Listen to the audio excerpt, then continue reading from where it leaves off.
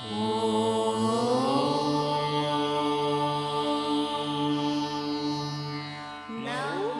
వెంకటేశాయ.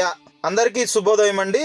నిన్న అనగా 24/12/2024 మొత్తం స్వామివారిని దర్శించుకున్న భక్తుల సంఖ్య 67,209 మంది స్వామివారిని దర్శించుకున్నారండి. స్వామివారికి తలనీలాలు సమర్పించుకున్న భక్తులు 22,708 మంది స్వామివారికి తలనీలాలు సమర్పించుకున్నారండి. టోకన్లు లేని సర్వదర్శనం భక్తులు 14 కంపార్ట్మెంట్లలో వేచి ఉన్నారండి. అలానే టోకన్లు లేని భక్తులకు పట్టు సమయము 16 గంటలు సమయం పడుతుందండి అప్రాక్సిమేట్లీ. అలానే ఎస్ఎస్డి టోకన్లు కలిగిన భక్తులకు 3 నుంచి 6 గంటలు సమయం పడుతుందండి. అలానే 300 రూపాయలు అంటే ఆన్లైన్ లో తీసుకున్న 300 రూపాయల టికెట్లకు ఈ దర్శనానికి పట్టు సమయము 3 నుంచి 4 గంటలుగా సమయం చూపిస్తున్నారండి టీటీడీ వాళ్ళు.